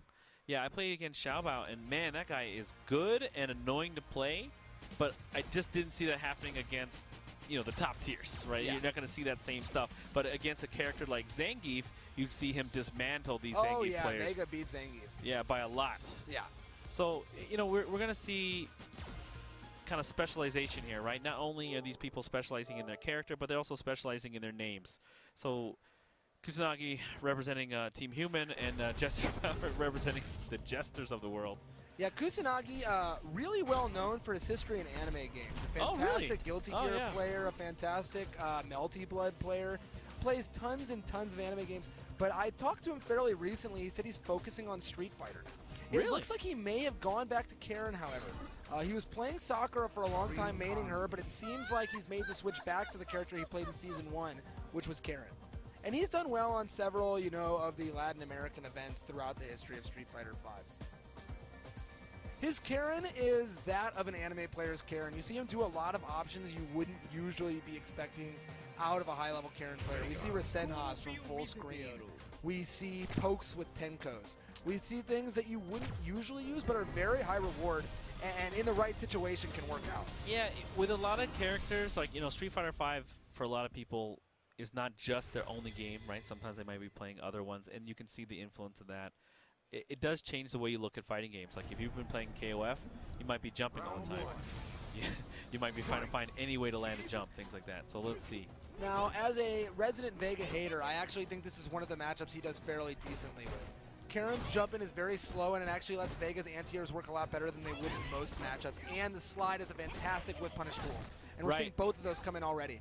And especially if you see a character move back and forth, the slide's a really good punish, really good poke early on, because you can see, one, how they want to punish it, and two, they can't punish it that great with no meter. Oh, big jump in. Kusanagi activating V-Trigger 1. Now she only gets 2 Rekkas for her trouble when she activates this. So Jester Power only has Laster 1 more. Very nice crush counter, but no combo. And that's the anti-air you were talking about, right? Karen has kind of a floaty jump, and so you're able to find ways to anti-air and crush. Okay, nice throw from Kusanagi. Walks up for another one. What's it going to be this time? Now it's a meaty. And the slide into V-Trigger safe, of course, actually plus on block, but it hits, and a throw ends the round. Kusanagi, willing to take everything, ends up taking a throw because he was just afraid. So much meter, so many attacks on his deck, especially with V-Trigger 2. And Jester Power has won so far almost purely defensively, anti-airing every one of Kusanagi's jump-ins and sliding to punish some of these errant normals. Yeah, I really like the control. I mean, this is what you should expect from Vega, a lot of like this neutral control. But a lot of the other pokes are good. They're like nice risk-reward. And he's also testing Kusanagi's anti-airs. You see him was the that jump. full screen Rasenha, no punish on block. That means he might go to it again. Ooh, and a beautiful stand strong to counter Karen's. No anti-air this time. Kusanagi finally getting pressure in. Very nice down jab. Combos into the slice. No cancel into super. Yeah, Kusanagi's looking for one opportunity to start his offense. He's just looking for that one jump in, that one. Oh, here he comes. Maybe this is it. Okay, and gets him with the frame trap V skill, a rare option. Oh, and beautiful use of V reversal from Jester Power. Punishes the Tenko. And super will lead into a mix-up. It's going to be the meaty jump in.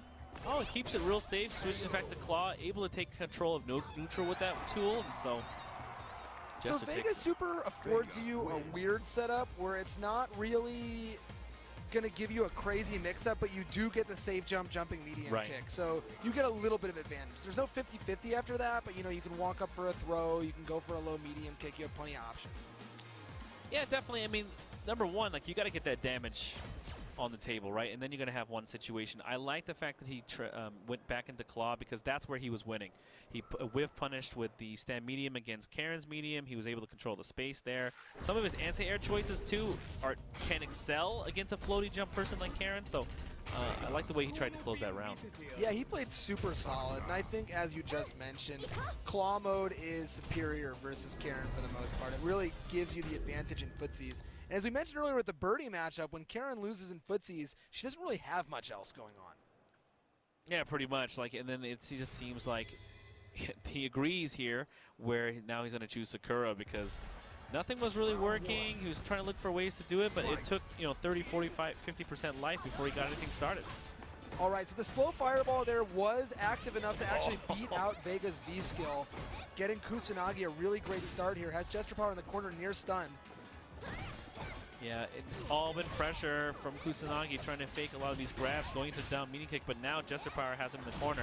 From position to switch, and a neutral game Tatsu into a back throw. Kusanagi just confusing Jester Power at this point. Guesses on an upwards fireball.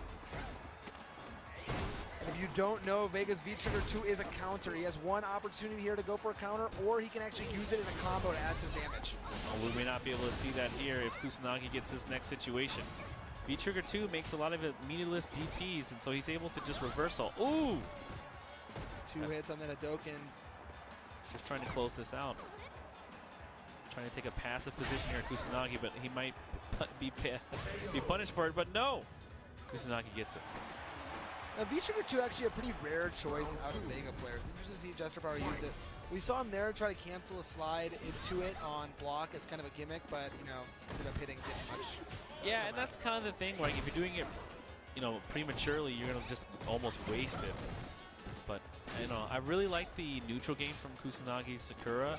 Maybe it wasn't the first choice, but now it seems like a better choice in this matchup. A great jump in over the fireball that was going to give Jester Power a ton of damage and the corner.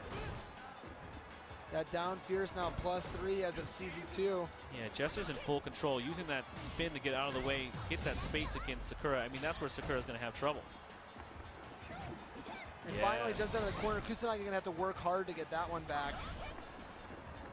Yeah, he's just being really, really spry, moving around, not allowing Sakura to get close. Ooh, that counter hit still works. And that's super nice, right? The down jab into the slice gives you some chip damage on block. It's confirmable into super on hit, and it's a little bit of a frame trap too. And it pushes you away because, like in this matchup, it just seems that Sakura, just like Karen, has issues from full screen against Vega. Yeah, Vega's it puts really him in a shining perfect here. range. Nice buffer. That's probably Sakura's best move, the standing light kick. It looks like Kusanagi just trying to back up, trying to find ways to put pressure on it, but unfortunately Jester sniffs that out, jumps in, big combo. Low. One more thing could go into super and possibly end the round. And that could be it. Oh, it might be. I think that should take it. No, not No! Kusanagi on a lifeline here. What is he gonna do? Oh, again he went, oh, nice, confirm. And unfortunately, Sakura's fireball timings do not really work out well for Vega's V-skill that is whiffed both times. And there's been no answer to a lot of these just escapes from Jester. Going to the corner. +1 out there, backs off, doesn't want to eat a DP. Jester Power knows he can win at this point with a single jab. But while you wait for that jab, what will happen? You've seen many people crush because they're just looking for one hit. Now Kusanagi trying to push in, trying to look for one opportunity. It's starting to happen already, but it's the overhead, hits him with the heel, and Jester Power advances out. Vega wins. He's got the rose shirt, he's got the face mask, looking more like Vega than any Vega player I have seen yet. Oh, ho, ho, ho, ho. This is the second win for player one. I haven't seen everybody, right? I mean, I've seen some tournaments where people are doing some cosplay and they play the characters, but it's really nice to see someone who dresses up and also wins. Yes, Like, and they're actually good too. You Yeah, don't expect that most of the time, but to see that is exciting. You can tell he has a lot of passion for Vega, the character. Oh, yeah. And he's also quite good with him. I was really, really impressed with his defensive play. Yeah, his play was just so good. He was just able to space him out and take advantage of these situations. Really play the matchups and force that character to try to outplay him, which is going to be difficult. And here, if you're watching EVO 2018, you can use the EVO code EVO 2018 to get 10% off all products this weekend at Vertigear. Yeah, and if you're looking for a couple t-shirts, right, you're trying to find the right thing to wear when you're playing. Razer Street Fighter V tee is available now in 2 designs, white and black. Love the conflict, love the spirit of the fight. And you can help support the Capcom Pro Tour and its prize pot for the Capcom Cup by buying these CPT costumes or stage. And if you want, you can actually buy the whole pass on a discount with a CPT 2018 Premier Pass. And all proceeds go to the Capcom Pro Tour. Hey, maybe you just want to play. 50% off right now, Street Fighter V, PS4, and Steam. Check it out. Try the characters. And also, check out 30th Anniversary. Maybe you said, oh, well, my Bison was really good in Turbo. Well, guess what? 25% off, limited time offer. Play 30th Anniversary. Play everything. Or you can play it on an old school cabinet like one that Arcade 1UP offers here. You can buy that at arcade1up.com, or if you're here at EVO, you can just try it out. And this has been the 8 a.m. block of Street Fighter V pools here at EVO 2018. I've been so Donka, fun. and this has been One Time Hero. We're signing off. See you guys later. And now it's time.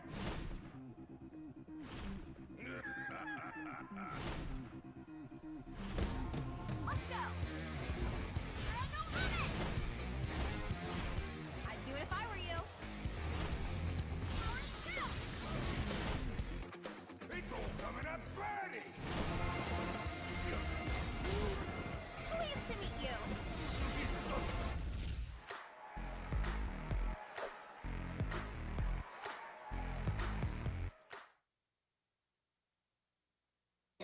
Just the last one. That's all he needs to be the EVO champion. Fudo desperately has to figure something out. It's been 5 wins for Infiltration straight. Infiltration leaning forward, looking at Fudo like, are you ready? Are you ready? Taking a peek. He's like, look, man, I got to close this out. There's casinos here. You know, we got to have some fun in Vegas. Dash in, gets the interception. Fudo with the pressure. And this is a great start for him so far. He has to keep this kind of pressure up consistently or it's going to be a tough for him. Catches him from the front, but nice avoidance of the command throw again, just like you said. Infiltration has set such a read on Fudo's patterns for trying to go for command throws. 6 cents on when it'll come out. And there's finally a command throw. He makes it happen. Extra damage because of the gray. This is amazing for Fudo. Irish whip. Oh, he doesn't go for the EX. The EX might have been able to finish him off. Man, and now Infiltration. You gave him another chance. Other side, what a block from Fudo, but still. Infiltration living. Maybe not for long. And there it is. Yeah, closes it out. Would have been a heartbreaker if Infiltration brought that back. Round 2. Fight. Fudo now taking a lead here, a little bit of comfort, but Showing some sitting signs of life. sitting on a full meter now. Like I said, that's a lot of EX flying peaches for him for corner carry. Such a dangerous position. There's one of those EX Peaches you just brought up. And now has offense for himself, a whip punish. Dangerous. What is he going to do? EX command throw. Close to the stun and the round. He goes up again, tries to dash forward. Other side. But yes, Infiltration now going to use the EX, tries to get a little bit of that life. Gets the throw. Goes for Anti-air. another one, but again, Another throw. And Infiltration. The wake-up button can confirm with EX and Nadeshko. Back to the corner and then gets out of it with the peach, but still Fudo takes it. A game for him in Grand Finals. Breaks the streak, and now 2-1 Infiltration still in the lead. That's definitely got to put a little confidence in for Fudo now. Taking that one game. Round 1. Back into it. Fight. We'll see if Fudo can create that kind of offense again, find the openings he needs. He's out of range, tried to get the clap whip punish, but ran into a button instead. Neutral jump, Good option from Fudo to beat the horizontal options that Infiltration uses to get in, such as side dash, forward heavy kick, confirm. Confirming the flying peach again. Going in there with some Nadeshko mix-ups. Nadeshko, oh, from the front that time. Yeah, keeps him safe. And the jump in.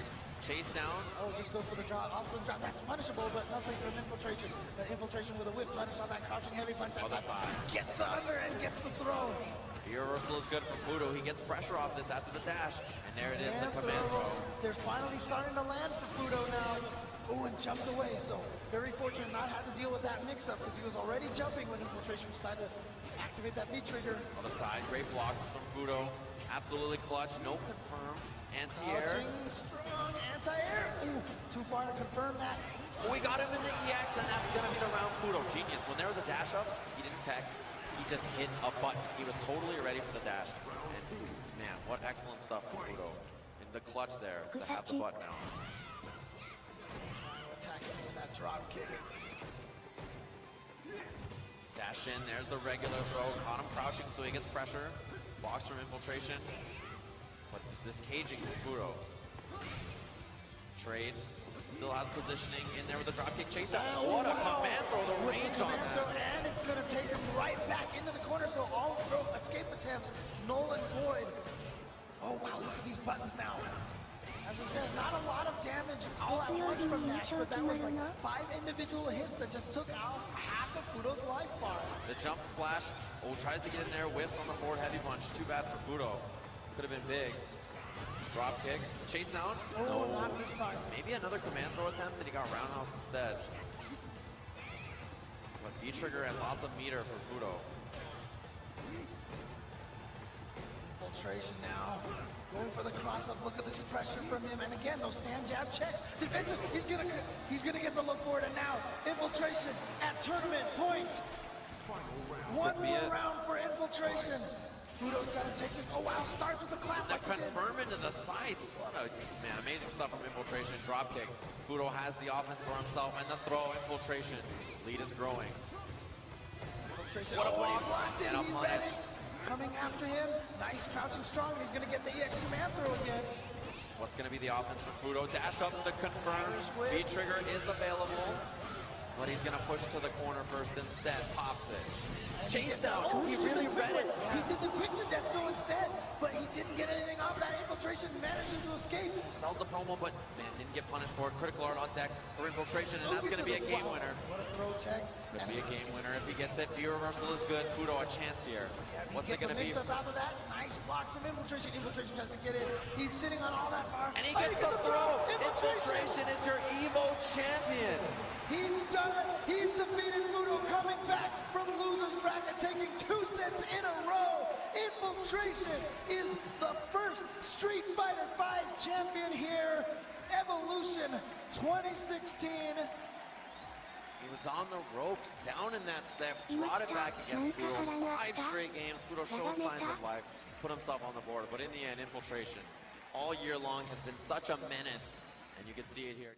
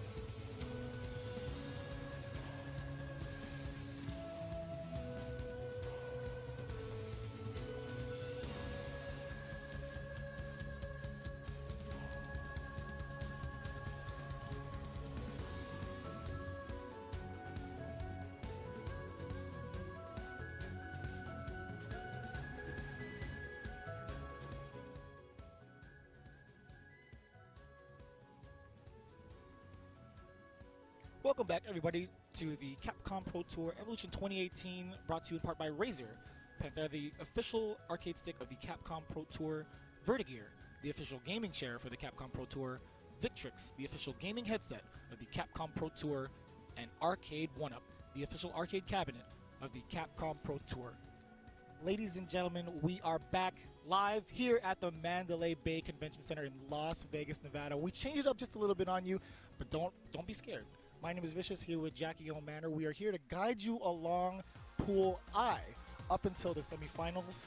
Jackie, I couldn't be more excited. How are you feeling tonight? I'm feeling so energized because Wave I has just huge names. I mean, like, let's go through some of the notables. She was going in on the notes because she was so excited the entire time. Yeah, I mean, okay, so we have Christina, who's my Canadian sister, so Okay. she's in there. We got Logan Sama. Yeah, So UK we gotta boys. see.